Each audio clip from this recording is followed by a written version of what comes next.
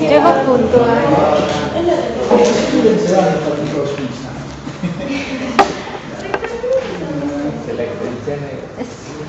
Además, ¿cerraron la puerta? Doctor, es que mi compañera llegó temprano y solo fue a traer extensión, porque le prestaron otra extensión. Por favor. Una vez será, creo, todos los demás días. Sí, una mentira universal.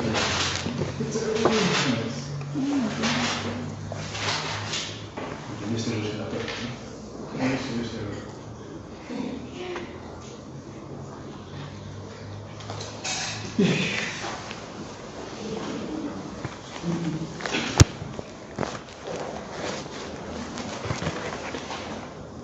Estamos hablando con respecto a qué.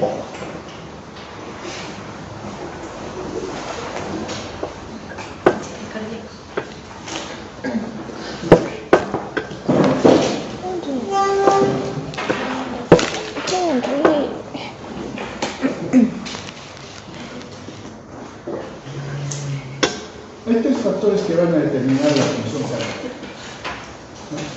Uno es la precarga, y la segunda es la poscarga, y la tercera es la contractilidad propiamente del músculo cardíaco. Y cuando hablamos de la contractilidad solo recordamos la amistad. En cuanto a la precarga usualmente la percibimos como la cantidad de sangre que le llega al corazón. Claro.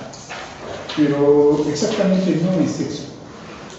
Es la tensión, la fuerza que está, digamos, desarrollando la pared, el músculo ventricular en ese momento. Imagínense cuando se llena una pompa de agua, ¿no? Se coloca el caño y se abre el caño. Entonces entra el agua y va distendiendo al globo. Esa tensión que hay en el globo que se está creando, esa es la precarga. La tensión de la pared, no la cantidad de agua que está entrando. Ahora bien, esta precarga está determinada por tres factores: el tamaño del corazón y medido o específicamente al final de la diástole y la telediástole, ¿no? Ahora bien, entonces esa es la capacidad que tiene el corazón para poderse distender cuando ha sido llenado. Y claro, eso depende del compliance que tenga la pared ventricular. Si es una pared rígida, entonces hará más tensión. ¿Esto en qué casos puede suceder? En aquellos corazones, por ejemplo, que sufren un infarto y que han logrado sobrevivir, pero hay una parte de la zona del músculo que sí ha sufrido isquemia y se ha reparado, pero no se repara con músculo. Ustedes saben que el músculo no se restituye, y más bien, en este caso, el tejido es reemplazado por tejido conectivo. El tejido conectivo es rígido, ¿no? El otro factor es la presión de llenado diastólico final, ¿no? Finalmente, entonces, ¿eso a qué se debe? Se debe a la cantidad de sangre que está llegando al corazón, ¿no? Y eso llena el corazón y al ventrículo, ya hace que el ventrículo se distiende y desarrolla una presión. La presión, ¿cómo le llamamos esa? ¿Cómo se llama eso? Presión diastólica, ¿no? Y la presión diastólica enteramente depende del llenado, de la cantidad de sangre que ha entrado. Entonces, esta presión de llenado depende del volumen sanguíneo total. Si hay una disminución del volumen sanguíneo total, entonces obviamente no va a haber cantidad suficiente de sangre, poniéndolo en esos términos, ¿no? para describir simplemente. Porque nosotros no podemos perder sangre más que hasta una cantidad. ¿Cuánto es eso? No más del 10%. No podemos hasta un 10% del organismo, el sistema circulatorio puede compensar, ¿no? Tiene sus mecanismos para que, digamos, mantenga presión y haya un contenido dentro del continente de manera adecuada. Entonces, si viene una hemorragia, por ejemplo, entonces ya no hay o disminuye el volumen y esto va a bajar la presión de llenado y la precarga cae. Y el corazón no tiene esa fuerza que mencionamos anteriormente para que pueda contraerse. También depende de la distribución del volumen sanguíneo. Y no todos los tejidos ni todos los órganos reciben igual cantidad de sangre. Es muy diferente, ¿no? Uno recibe más, otro recibe menos, y también depende de la función o estado de actividad que tenga el órgano. Entonces, sí, en un determinado momento puede haber una distribución hacia uno de los tejidos de manera preferente. Entonces, esto afecta, la distribución puede disminuir, pero no disminuye el volumen sanguíneo total. El volumen sanguíneo total está ahí. Depende también de la contracción auricular, porque es la que completa el llenado finalmente. Depende del compliance del sistema venoso. Las venas son vasos de capacitancia. Si ellos se relajan, tienen una gran capacidad para contener y pueden contener una cantidad de sangre. O cuando lo contrario, ¿no? Si es que ellos, si hay una venoconstricción, entonces ese contenido que tienen va hacia el corazón. La resistencia periférica total, eso ya no es una necesidad hacia adelante, los pasos de resistencia. Y claro, el retorno venoso, la cantidad de sangre que regresa al corazón. Y el tercer factor tiene que ver con el grosor de la pared del miocardio, ¿no? Claro, puede ser normal, simplemente, o puede haber una hipertrofia compensatoria. En caso de hipertrofia, el músculo es mucho más grueso y por lo tanto también es mucho más difícil su distinción y se vuelve, entre comillas, más rígido, pero es músculo, ¿no? Pero su pared es gruesa, y si es gruesa, entonces para distender tiene problemas, entonces hay más tensión, ¿no? Y aumenta entonces, por lo tanto, la precarga. El otro factor es la poscarga, lo que va hacia adelante del corazón. En este caso también es una tensión que va a desarrollar el miocardio durante la sístole. El otro es prácticamente lo de la diástole, está haciendo tensión, porque está entrando en la sangre y está haciendo tensión. Ese es precarga. Pero en este caso, cuando hace esto, eso es poscarga. Claro, y es la fuerza que debe hacer el músculo cardíaco para impulsar la sangre hacia afuera. Claro, tiene también tres factores que la van a determinar. El tamaño del corazón en el momento de la sístole. ¿Cómo le llamamos a ese momento?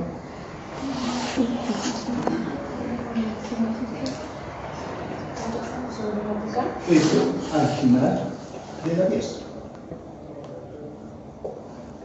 El otro factor es la presión sistólica ventricular. ¿En qué momento estamos?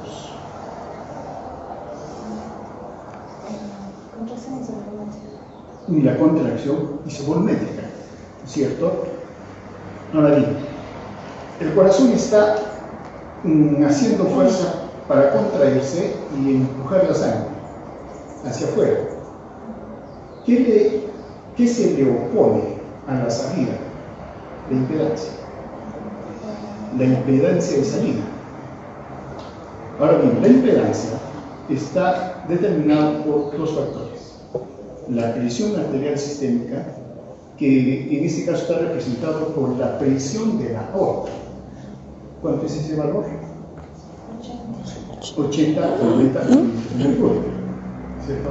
Ahora, esa presión arterial que le está poniendo la aorta, que es reflejo de la presión sistémica, depende de la presión diastólica arterial, porque está en este momento, ¿no? Para el sistema circulatorio está en diástole. todavía no sube la presión. Y esto a su vez depende del volumen sanguíneo y de la resistencia periférica total. Eso es ya con dinámica, lo vemos ahí. Ahora, el otro factor que determina la presión arterial sistémica es la presión sistólica arterial, hasta la diastólica, que depende de la presión de pulso. Ahora bien,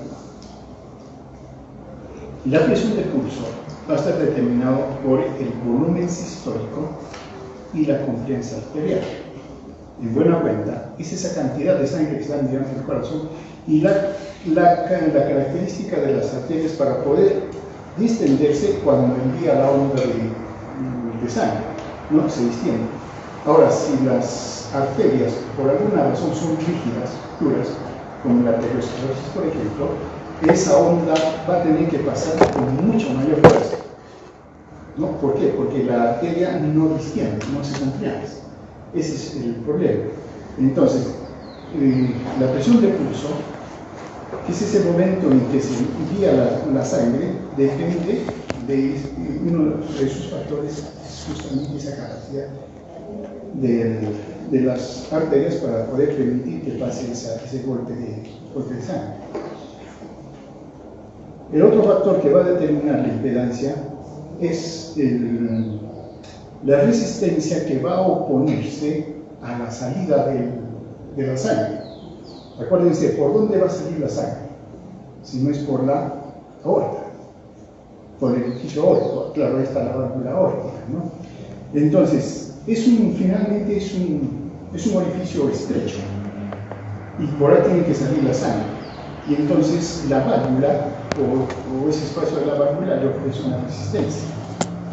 Si la válvula por alguna razón, una estenosis por ejemplo, se cierra, entonces el flujo de salida va a dificultarse y el corazón va a tener que hacer mayor fuerza de contracción para poder empujar o sacar la sangre del corazón, ¿no? Entonces depende sí de la resistencia que le ofrece la válvula y es muy común, ¿no? Sobre todo cuando hay este problema a través de la aorta, lo que va a suceder es que como no sale la sangre del todo, porque hay mucha resistencia, eso como que se va quedando en el corazón, en el ventrículo, que el ventrículo cada vez hace más fuerza y eso hace que empiece a desarrollar una hipertrofia hasta que llega un momento en que esa hipertrofia, en vez de ser beneficiosa, porque está aumentando la fuerza, la precarga para que pueda salir la sangre, más bien al contrario se vuelve ineficiente mecánicamente y ya la cantidad de sangre no sale y entramos en insuficiencia cardíaca.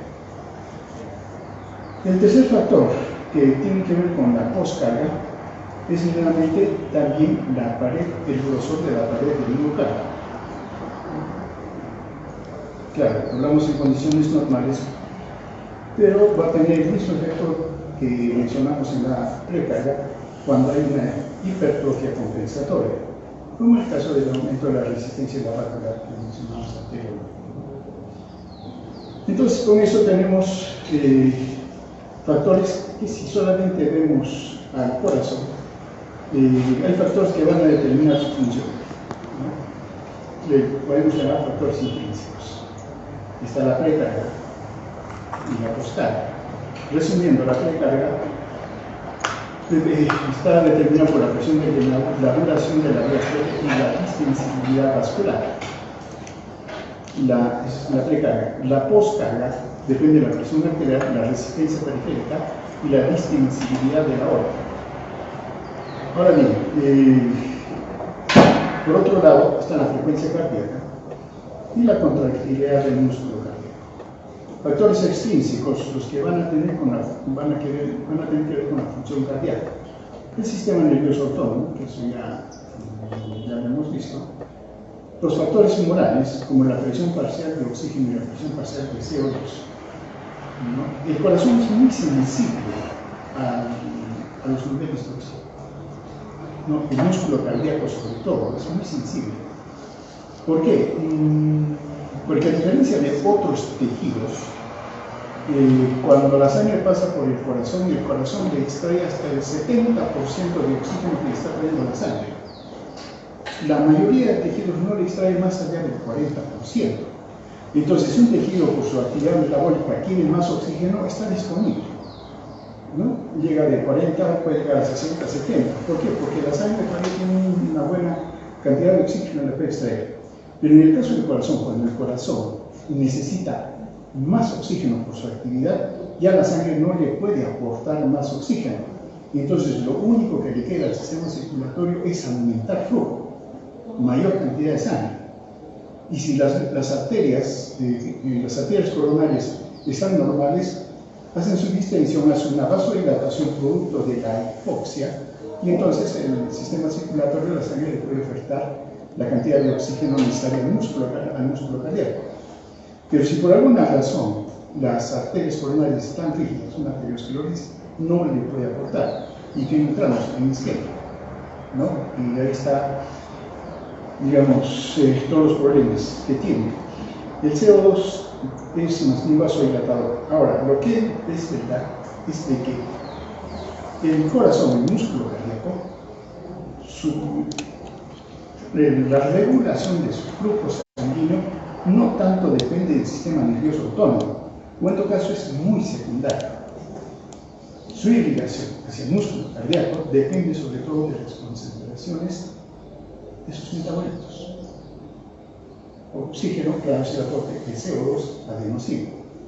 Ellos son los que más controlan el flujo sanguíneo hacia el corazón, porque el corazón es, como mencionamos, exigente con oxígeno y casi no puede o no debe depender de un sistema externo a él, que por alguna razón puede estar alterado o equivocado.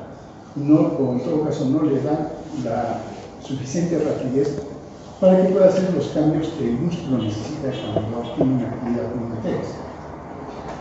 Y claro, también está la coordinación de contracción, ¿no? La duración de la sístole auricular y la secuencia de actividad ventricular, lo que hemos mencionado. Veamos algunas cosas en detalle. Este es el gasto cardíaco. Definimos al gasto cardíaco como la cantidad de sangre que expulsa o envía el corazón en un minuto. Y eso mide función cardíaca. Si el gasto cardíaco es normal, claro, uno dice que el corazón es normal. En términos generales, claro, ¿no? Pero, aunque también el corazón puede estar creciendo o desarrollando mecanismos compensatorios. Pero bueno, para mantener el gasto cardíaco necesitamos dos cosas. El volumen sistólico y la frecuencia cardíaca.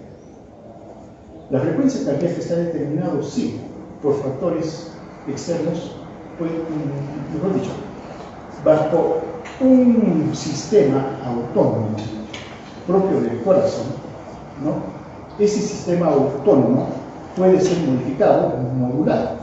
Y eso es lo que hace el sistema autónomo. Cuando estamos en condición de estrés, el sistema simpático, a través de las catecolaminas, acelera esa frecuencia, pero no la crea. Y si estamos en condiciones de reposo, el sistema parasimpático enriquece esa frecuencia, pero tampoco la crea. Entonces, simplemente el sistema autónomo como que coordina la actividad cardíaca con la actividad general del organismo. Va coordinando. Si el organismo necesita más actividad cardíaca, ellos son los que se encargan de transmitirle esta relación al corazón. Por otro lado, hay hormonas que sí modifican la actividad, la tasa, la frecuencia cardíaca. No solamente la frecuencia cardíaca, pero como estamos en este punto, nos referimos solo a ella. Por ejemplo, bueno, aldosterona, ¿no? Aquí, cuando vemos el control cardíaco del corazón, claro, siempre vemos el sistema autónomo, claro, pero hay otro sistema que es humoral, y uno de ellos es el sistema renina-angiotensina-aldosterona, ¿no? Entonces, tanto la angiotensina como la aldosterona tienen efectos sobre el corazón. Solamente por el momento mencionaremos que frecuencias sí tienen la frecuencia, pero hay una gran diferencia con el sistema es rápido, momentáneo, responde rápidamente a los cambios. Este es más lento, pero sostenido. Por el otro lado, mencionamos que el otro factor es el volumen sistólico, ¿no?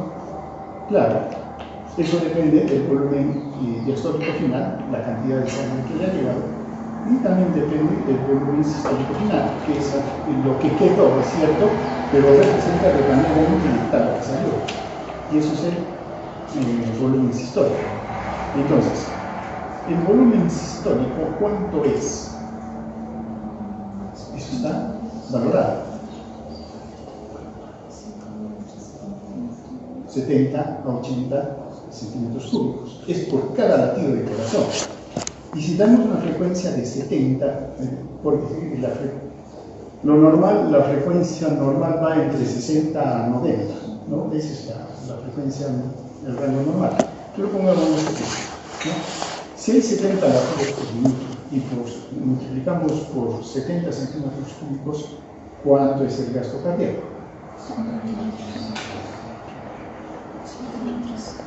4.900 centímetros cúbicos, prácticamente 5 litros.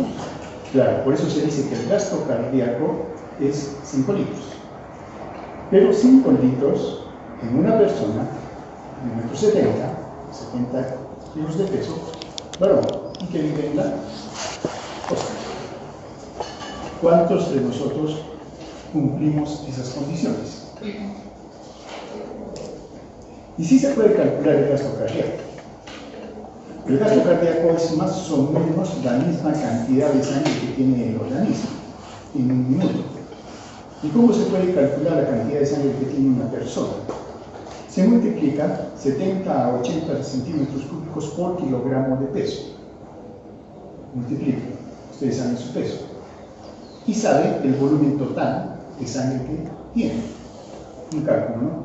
Y de eso lo pueden extrapolar hacia un gasto cardíaco. Entonces, dicho de esa manera, uno puede calcular su gasto cardíaco también.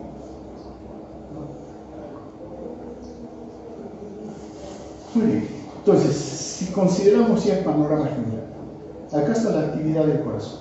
Aquí hemos estado trabajando, hablando hasta el momento. Claro, todo esto va a determinar el volumen sistólico. ¿Cómo se llama? Tiene otro nombre. ¿Y qué es 70 centímetros cúbicos? 70, 80. ¿Cómo se llama eso?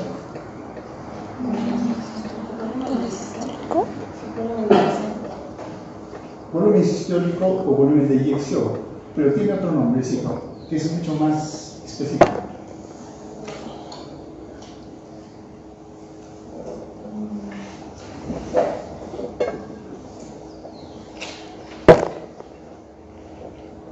Fracción de eyección. Es una fracción de eyección, ¿no? Y la fracción de eyección es esos 70 o 80 que hasta 90 que estábamos mencionando. Entonces tenemos el volumen sistólico o fracción de eyección, ¿sí? Y que tiene que ver con la frecuencia cardíaca. Y eso nos da gasto cardíaco. Ahora bien, el sistema circulatorio no es un sistema que mide cantidad de sangre. No mide, no tiene esa capacidad, no mide cantidad. Pero de alguna manera tiene que calcular o debe saber si la cantidad de sangre que está enviando es la adecuada para el organismo. Entonces, el sistema circulatorio no mide volumen, pero sí mide presión. Y entiende de que si mantiene presión en este sistema, la sangre va a llegar a todo sitio. Entonces, le interesa mantener presión. Ahora bien, el gasto cardíaco es uno de los factores que determina la presión, que vendría a ser flujo, pero no es el único. Después, en la dinámica se verá cuáles son los que determinan. Pero uno es el gasto cardíaco. Entonces, básicamente, el gasto cardíaco está determinando el flujo. Y el otro factor es la resistencia que le ofrecen los vasos a esa salida de la sangre. Y en ese caso estamos hablando solo de los vasos de resistencia, no de los vasos de capacitancia, ni tampoco de los vasos de intercambio. ¿Y quiénes son los vasos de resistencia? Arterias. Entonces, las arterias le ofrecen resistencia a un flujo que está saliendo y entre los dos determinan presión. Y tenemos presión arterial. Ahora, el sistema va a controlar esa presión. ¿Sí? Está controlado por vasoreceptores carotídeos, que eso también ya los conocemos, ¿no? Y la información va a los centros vasomotores cardíacos a nivel del bulbo cardíaco. Y los centros vasomotores que controlan la frecuencia cardíaca, obviamente, y también controlan la resistencia periférica, ¿no? Controlan ambos. Claro, pero no solamente de manera específica controlan la frecuencia cardíaca, sino también, acuérdense, el sistema simpático tiene 4 efectos sobre el músculo cardíaco. ¿Cuáles son?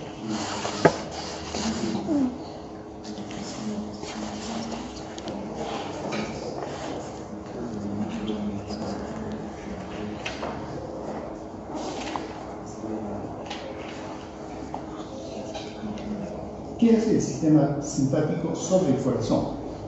Ya de manera más directa y específica. Aumento de frecuencia cardíaca. En efecto, no, tiene su nombre. Efecto cronotrópico positivo. 1. El efecto vagonotrópico positivo. ¿Qué cosa es el efecto vagonotrópico?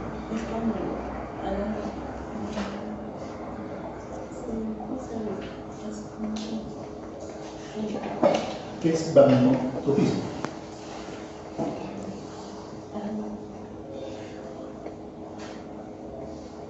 Listo, muy bien. Tercero.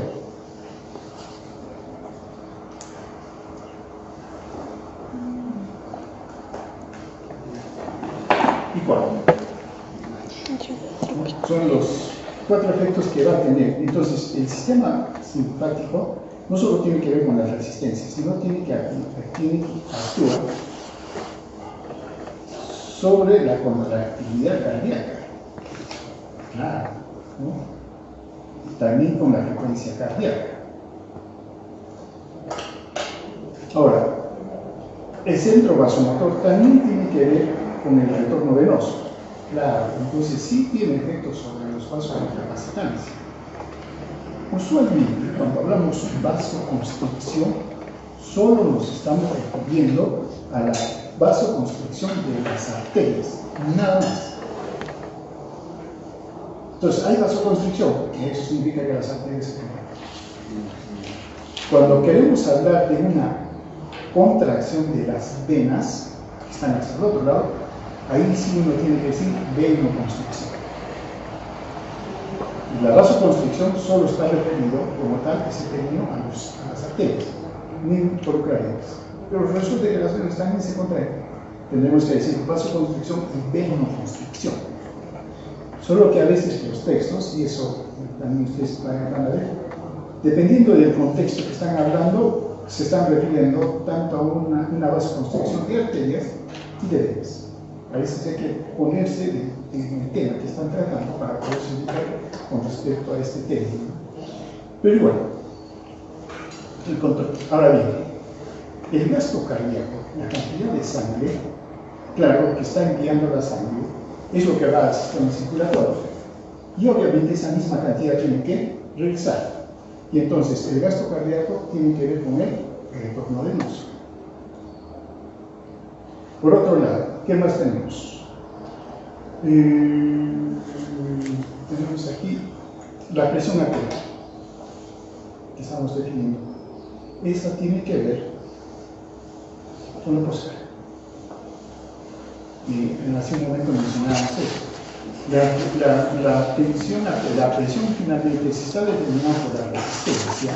Entonces, claro, es parte de la postcarga. El retorno venoso que mencionamos es parte de la precarga. Entonces, al final, la tensión arterial sí está influyendo en la actividad del corazón en sus 3 cualidades que hemos mencionado, o 3 factores que lo determinan, mejor dicho, ¿no? La precarga, la contractilidad y la postcarga. Listo. Hasta ahí con respecto al comportamiento mecánico del corazón. Preguntas.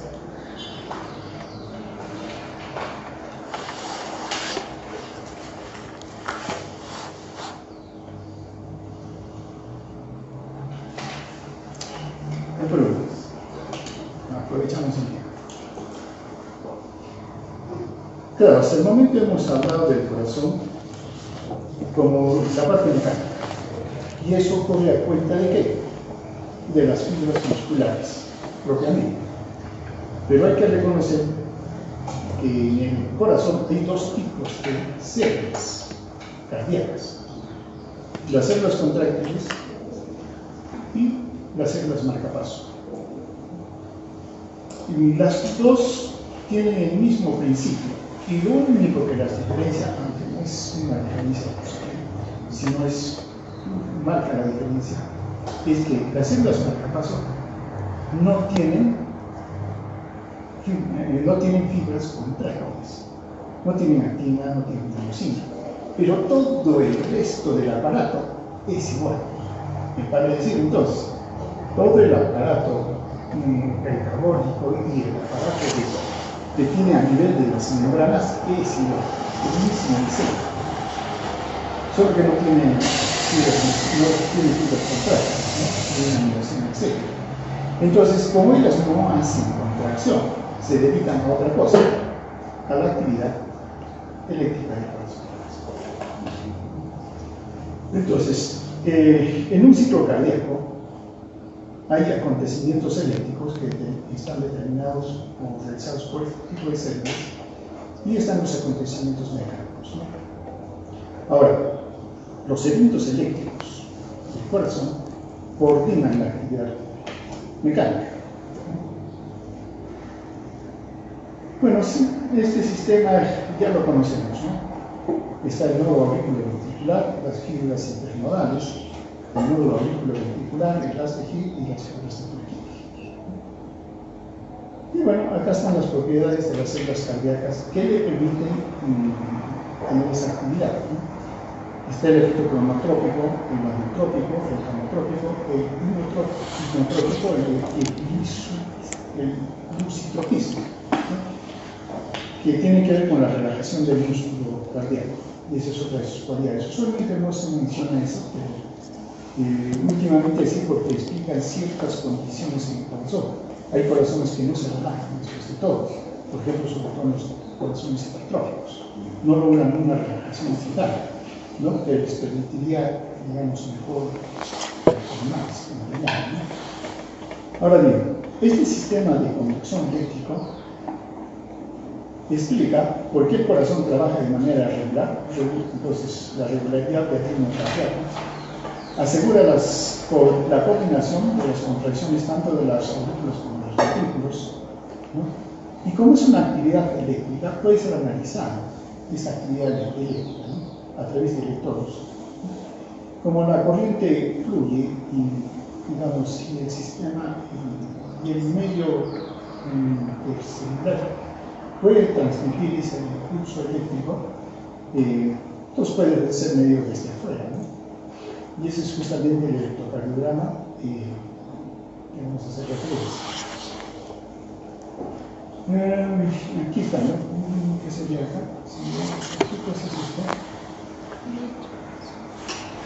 Debe ser cronotropismo, que es la capacidad o el automatismo, que es la capacidad de generar los impulsos propios o los estímulos propios, ¿no? El dromotropismo, que es la conductividad, ¿no? El vamotropismo es la capacidad de excitabilidad que tiene el músculo cardíaco allá. Entonces estamos hablando de una célula excitada. Himotropismo, que es la capacidad de contracción del corazón, y tenemos el lucitropismo, que más bien es la capacidad de no responder o de relajación, dicho de otra manera, del músculo, que es la capacidad de refractariedad también que tiene hacia los estímulos. Y este es también importante. Ahora bien, todos estos elementos tienen actividad eléctrica, como hemos mencionado por su definición. Ahora bien, y entonces cada uno de estos puntos tiene un perfil de potencial de acción, ¿no? Si empezamos con el nodo sinusal, este es su perfil, y si nos vamos al músculo cardíaco, este es su perfil. Y dependiendo de dónde estamos, este perfil va variando desde este modelo hasta este otro. Este es eléctrico netamente, este es contráctil netamente, pero ambos son excitables y tienen actividad eléctrica. Y podemos comparar los dos perfiles, ¿no? De una célula marcapaso y una célula contráctil. Y estos son los dos perfiles, ¿no? Ahora bien, si empezamos con la célula marcapasos, claro, tenemos las células del nodo sinusal, las células del nodo auriculoventricular, pero también pueden iniciar un potencial de acción de las de Higgs, las fibras de Purkinje, también lo pueden hacer, pero de manera normal, quien hace eso es el nódulo o las células marcapasos del nodo sinusal, ¿no? Ahora bien, estas células, como mencionamos, tienen este perfil. Y al analizar este perfil, uno compara con el perfil de una despolarización de la neurona, y son totalmente diferentes. Claro, el mismo modelo, el mismo principio, pero diferentes. Tienen un potencial de reposo inestable. La despolarización es lenta. Hay una repolarización, ¿sí? También. Y le sigue luego una fase de reposo, entre comillas, pero que es inestable. Y todo lo demás. Entonces ya no encuentra cada diferencia. ¿Por qué esta característica de la fase 4 inestable en estas células? Resulta que estas células pueden despolarizar automáticamente, sin necesidad de estímulo.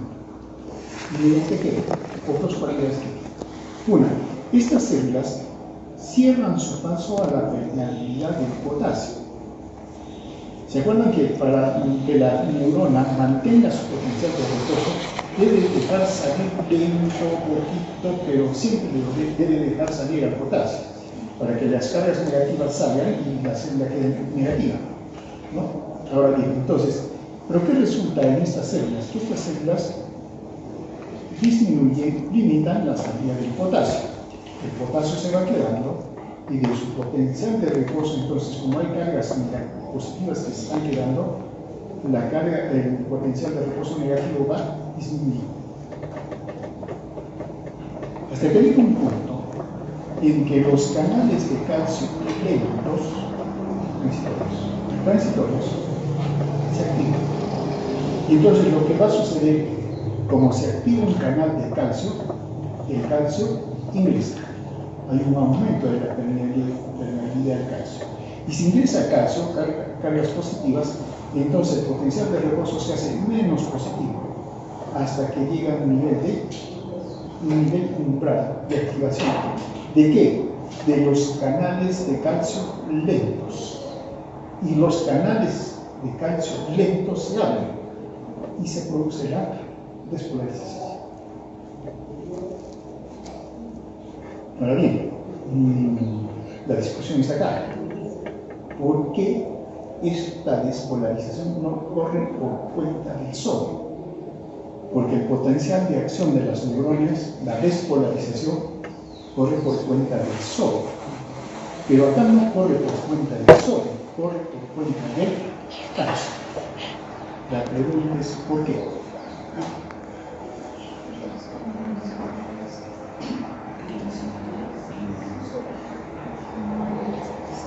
Algunos autores dicen que sí, el sodio, pero otros dicen no es. Y hasta donde se están llevando las cosas, todos concuerdan que sí es el calcio.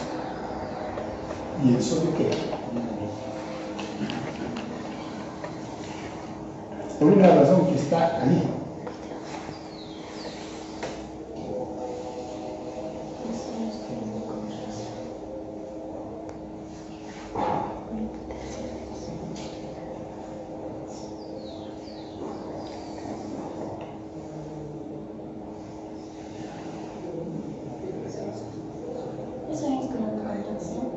No, estamos en una célula de marcapaso.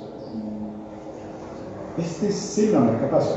Por eso yo mencionaba que estas células sí son igualitas que las células contráctiles, pero no tienen filamentos contráctiles. No hay actina, no hay miosina, no hay nada de esas cosas. Por eso ellas no se contraen. Pero sí, ¿qué sí les queda? Todas las capacidades para manejar los electrolitos, por ejemplo. Y entonces se dedican a eso. Y se dedican a crear el impulso eléctrico y también a transmitirlo. Y ellos no se van a contraer.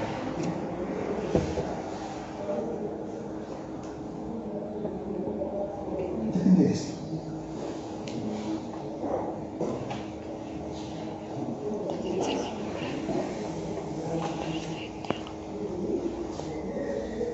¿Por qué? ¿Cuál es el nivel umbral de activación del canal del sodio voltaje dependiente rápido? En promedio, menos 65 voltios. Pero el potencial de reposo de estas células está en menos 60. Si fuera así, esos canales siempre estarían abiertos. Por eso aquí no pueden funcionar. En la naturaleza o quien quiera que sea, los ha sacado. ¿Para qué? Para que no funcionen en base al sodio. Entonces, pero alguien tiene que hacer la despolarización. Entonces han puesto a los canales lentos de calcio. Y el calcio entonces sí actúa. Para algunos estos canales no son estrictamente calcio, sino son calcio-sodio. Entonces dicen, es el sodio. ¿Ya? Pero en el fondo, no en el fondo, sino el canal de sodio voltaje dependiente rápido no puede actuar acá porque el potencial de reposo que tienen estas células no serviría para que este canal pueda causar la despolarización. Entonces no funciona. Luego viene la repolarización. Claro, la repolarización se debe a que el canal de sodio, el canal de calcio entonces se cierra, disminuye la permeabilidad y más bien sí, la repolarización corre por cuenta del potasio. El potasio como en la repolarización de las moléculas. Y volvemos a entrar a la fase 4, que es la fase inestable. Disminución del flujo de potasio, activación del canal de calcio transitorio, activación de los canales de calcio lento, aumento de la permeabilidad al potasio, y así está siguiendo la secuencia, ¿no? Es esta condición de estas células que le permite a ella descargar de manera automática, sin que nadie de afuera lo estimule ni nada. Solitas descargan por su potencial de reposo inestable. Bueno, es lo que hemos mencionado anteriormente, ¿no? Están los canales, la disminución o cierre de los canales de potasio, apertura de los canales de calcio transitorios, apertura de los canales lentos de calcio y la apertura de los canales de potasio, ¿no? Que es muy diferente a este otro. Este es de células marcapaso, este es de células contráctiles. ¿No?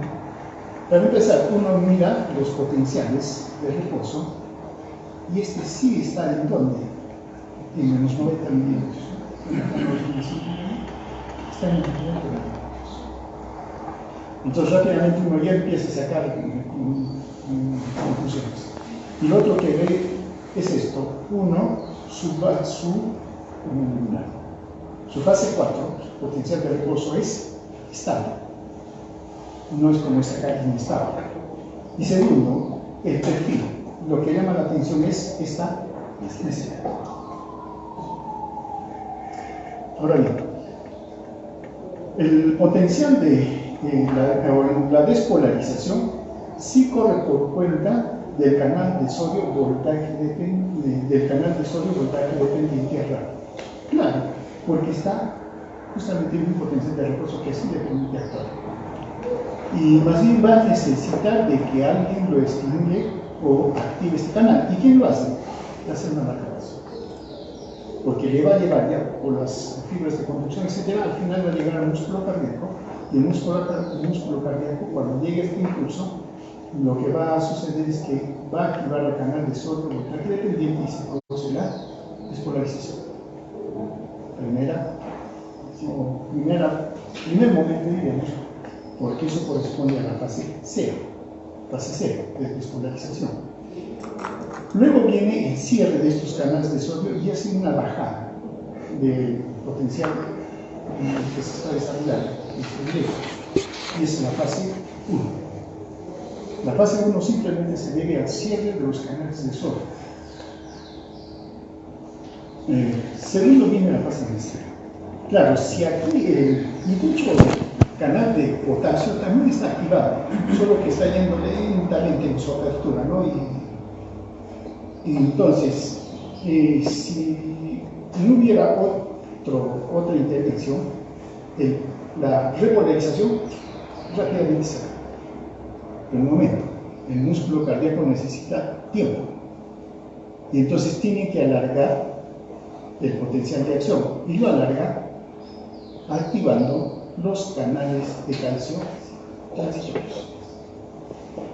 Y entonces entra calcio a la célula y eso evita que caiga el voltaje y lo mantiene en un tiempo necesario hasta que sí, ya el flujo de potasio es lo suficientemente amplio para que se dé la repolarización.